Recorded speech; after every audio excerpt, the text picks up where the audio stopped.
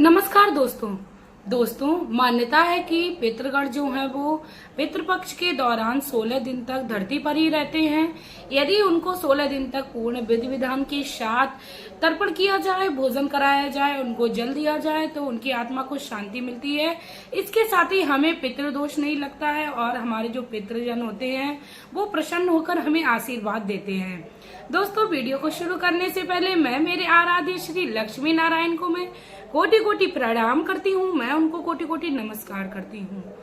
दोस्तों, कहा जाता है पितृपक्ष के दौरान हमें अनेक धर्म कार्य करने चाहिए। अपने पितरों की आत्मा की शांति के लिए हमें कई सारे ऐसे उपाय और कई सारे ऐसे कर्म हैं जिन्हें हमें नियमित रूप से करना चाहिए, क्योंकि पितृजन की जो आत्मा की शांति है, पितृजन को तो तर्पण है वो उनके पुत्र या उनके पारिवारिक जन ही करते हैं। दोस्तों, इसके साथ ही आज मैं लेके आई हूँ कुछ ऐसे उपाय जिनको आप यदि पितृजन के पितृपक्ष के दौरान कर लेंगे तो आपके जीवन में पितृ जो हों वो खुश हो जाएंगे। आप कड़ी मेहनत करने के बावजूद भी यदि धन अपने घर में जमा नहीं कर पा रहे हैं, आपके घर में कर्जा बहुत ही ज्यादा हो गया है या आपके घर में धन संबंधी कोई भी परेशानी चल रही है और आपके बच्चों के वैवाहिक जीवन में कोई भी समस्या लग रही है, तो ऐसे में आप लोगों को अपने पितरों को शांत करना अति आवश्यक है। क्योंकि जिस घर में पितृजन शांत होते हैं उस घर में कभी भी इस तरीके की कोई भी समस्या नहीं होती है। इसके साथ ही दोस्तों, मैं आप लोगों से एक रिक्वेस्ट करना चाहूंगी, यदि आप लोग अपने पितृजन को खुश करना चाहते हो तो प्लीज आप लोग मेरे चैनल को सब्सक्राइब कर लीजिए, वीडियो को लाइक कर दीजिए और कमेंट बॉक्स में श्री शिवाय नमस्तुभ्यम का एक प्यारा सा कमेंट कर दीजिए। दोस्तों, मान्यता है कि पितृपक्ष के दौरान हमारे घर में पितृ जो हैं वो किसी न किसी रूप में अवश्य आते हैं। इसीलिए हमें अपने घर में आए हुए अतिथि का कभी भी अपमान नहीं करना चाहिए। इसके साथ ही दोस्तों, कुछ ऐसे नियम होते हैं जिनको हमें पितृपक्ष के दौरान अवश्य करना चाहिए। पितृपक्ष के दौरान हमें कुतली, अलसी, धतूरा और मसूर की दाल जैसी वस्तुओं का सेवन नहीं करना चाहिए, न ही किसी को दान में देना चाहिए। आइए दोस्तों, तो अब मैं बात करती हूँ कि पितृपक्ष के दौरान ऐसे कौन से उपाय हैं जो पंडित प्रदीप मिश्रा जी ने बताए हैं और हमें अपने जीवन में कर लेने चाहिए। इन 16 दिनों के पितृपक्ष के उपायों के दौरान हमारे जीवन में सुख समृद्धि आ जाएगी और हमारे जीवन में जो भी धन संपदा की कमी है वो दूर हो जाएगी। दोस्तों, पंडित प्रदीप मिश्रा जी बताते हैं वो बहुत ही आसान से उपाय होते हैं और सभी भगवान से संबंधित होते हैं। कोई भी ऐसा उपाय नहीं होता है जिसको करने के लिए कोई समस्या हो या कोई भी व्यक्ति आप पर संदेह करने लगे।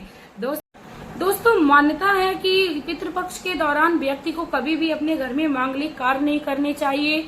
कर्मकांडी व्यक्तियों को कभी अपने बाल नाखून नहीं कटवाने चाहिए। इसके साथ ही हमें भूल कर भी पितृपक्ष के दौरान तामसी भोजन भी नहीं करना चाहिए। चलिए दोस्तों, तो अब मैं बात करती हूँ परम पूजनीय पंडित प्रदीप मिश्रा जी ने कौन से ऐसे उपायों का वर्णन किया है जिनको हमें यदि 16 दिन कर लेते हैं तो हमारे जीवन में सुख समृद्धि आएगी। इसके साथ ही हमारे घर में कर्जे से जो भी संबंधित समस्या होगी उससे भी हमें निजात मिल जाएगी। दोस्तों, पहला जो उपाय है वो इसलिए है कि यदि आप कड़ी मेहनत कर रहे हैं उसके बावजूद भी आपकी दुकान जो है वो तरक्की नहीं पकड़ रही है, आपके घर में धन टिकी नहीं रहा है। इसके साथ ही दोस्तों, आप अपने किसी भी मार्ग में आगे बढ़ना चाह रहे हैं फिर भी आपको सफलता नहीं मिल रही है, ऐसे में आपको पितृदोष की समस्या है, तो आपको इससे निजात पाने के लिए 16 दिन तक अपने पितृजन को जो जल अर्पण करना है वो गंगा जल मिलाकर ही करना है। तांबे के पात्र में आप जल ले लीजिए और उसमें थोड़ा सा गंगा जल मिलाकर आप अपने पितृजन को जब समर्पित करोगे तो दोस्तों आपको पितृदोष से निजात मिलेगी। इसके साथ ही आपके पितृजन प्रसन्न होकर आपको आशीर्वाद देंगे। दोस्तों, जो दूसरा उपाय है वो माँ लक्ष्मी को प्रसन्न करने के लिए, इसके साथ ही आपके पितृजन भी प्रसन्न हो जाएंगे। दोस्तों, आपको 10 से 12 के बीच में आपको ये उपाय करना है। आपको करना क्या है, आपको एक मटका पानी भरकर लेना है, उसमें आपको एक रुद्राक्ष डालना है। रुद्राक्ष जो है वो 1 मुखी हो या 14 मुखी हो या जितने भी मुख का हो सभी चलेंगे।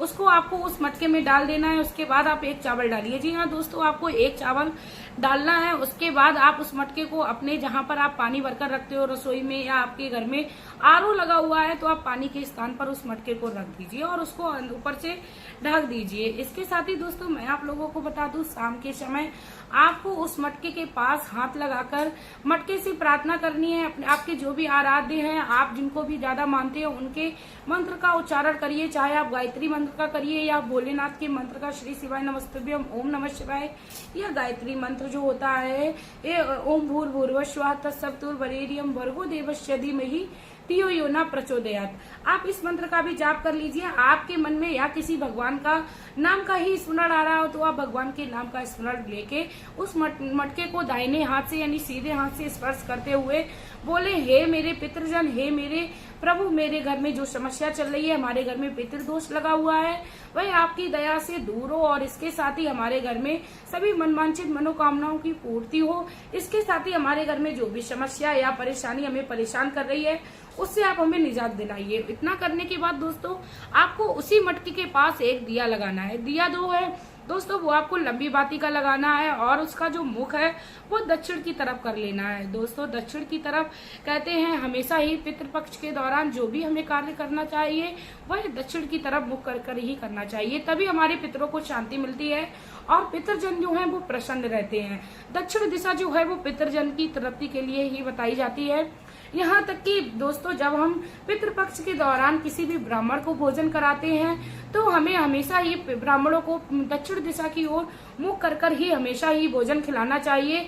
यहाँ तक कि कहा गया है यदि पितृपक्ष के 16 दिनों के दौरान यदि कोई व्यक्ति गाय को भी भोजन कराता है और गाय यदि दक्षिणामुखी अपनी अवस्था में खड़ी है तो दक्षिणामुखी अवस्था में गाय को दिया हुआ भोजन पितरों को शांत करता है। इसके साथ ही स्वतः ही हमारे पितृजन दोष जो होते हैं वो शांत हो जाते हैं।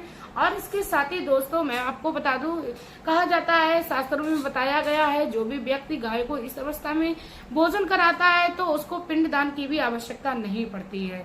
तो दोस्तों आप जो भी पितृपक्ष के दौरान कार्य करें, चाहे वो जल देने वाला हो पितृजन को या भोजन देने वाला हो या कुत्ते को रोटी हो गाय को रोटी हो, तो आप दक्षिण दिशा में ही मुख करके इस कार्य को करें। दोस्तों उसके बाद आपको उस कलश को वहीं प्रणाम करके छोड़ देना है और दीपक जब तक जले उसको जलते देना है। उसके बाद दोस्तों मैं बता दूं रात भर उस दीपक को और उस मटके को उसी पानी के स्थान पे आप रख दीजिए। उसके दूसरे दिन आप सुबह उठिए, स्नान करिए। ये कार्य भी आपको 10 से 12 के बीच में ही करना है। और आपने जिस मटके में जल भर के रखा था आप उस मटके को हाथ में लीजिए। उसके साथ ही आप एक और दीपक जला लीजिए जिसमें आपने वो बाती लगाई थी, उसको बाती को हटाकर आप साफ सुथरा करके उसी दिया में आप एक लंबी बाती की दीपक जला लीजिए और आपको भगवान भोलेनाथ के मंदिर में जाना है। दोस्तों जल जो मटके का है वो भगवान भोलेनाथ की शिवलिंग पर आपको अर्पण कर देना है।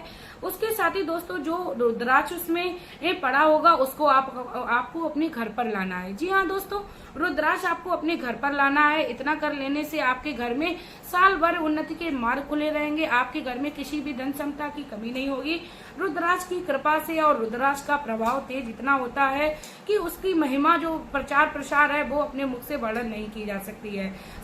इसके साथ ही दोस्तों अब मैं आप लोगों को एक लास्ट और दूसरा उपाय जो बताती हूँ वो भी बहुत ही महा उपाय है और पूजनीय पंडित प्रदीप मिश्रा जी ने इसको बहुत ही आसान तरीके से बताया और आप भी बहुत ही आसान तरीके से कर सकते हो। दोस्तों हमारे पितृजन जो हैं वो किसी कारणवश हमसे नाराज हैं या हमें श्राप लगा हुआ है पितृजन का या इसके साथ ही हमारे घर में अशांति रहती है, तो इसके लिए हमें दूसरा जो उपाय है वो ये करना है। दोस्तों हमें एक कटोरी में चावल ले लेना है। दोस्तों हमें ये कार्य पितृपक्ष के शुरुआत में कर ले तो और भी उत्तम है। यदि आपको जब भी ये उपाय मिले तब आप कर ले, लेकिन पितृपक्ष के दौरान ही आपको ये उपाय करना है। दोस्तों आपको क्या करना है, एक कटोरी में चावल को लेना है, उसमें आपको एक बेल पत्र बांध के रख देनी है।